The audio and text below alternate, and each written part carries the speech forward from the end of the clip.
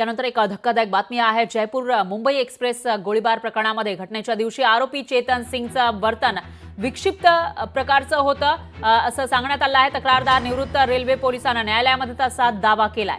जयपूर मुंबई एक्सप्रेसमध्ये बेछूट गोळीबार करून 3 प्रवाशांची हत्या केल्याच्या आरोपांतर्गत अटकेत असलेला पोलीस दलाचा हवालदार चेतन सिंग चौधरी याचे घटनेच्या दिवशीचं वर्तन हे नेहमीपेक्षा वेगळं होतं। तो विक्षिप्त सारखा वागत होता असा दावा या प्रकरणातील तक्रारदार आणि निवृत्त रेल्वे पोलिसांनी केला आहे। बुधवारी दिंडोशी सत्र न्यायालयामध्ये उलट तपासणी दरम्यान हा दावा करण्यात आलाय। घटनेच्या दिवशी चेतनची तब्येत ठीक होती की नाही हे आपण सांगू शकत नाही, परंतु त्या दिवशीचं त्याचं वर्तन नेहमीसारखं नव्हतं हे आपल्या लक्षात आलं होतं असा दावाही या प्रकरणातील या तक्रारदार निवृत्त रेल्वे पोलिसांनी केलाय।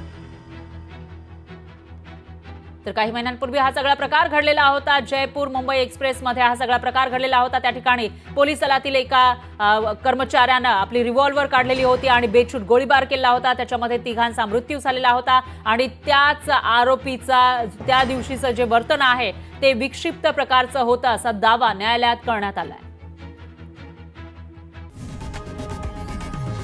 लोकशाही मराठी ऐका, पहा, जागरूक रहा।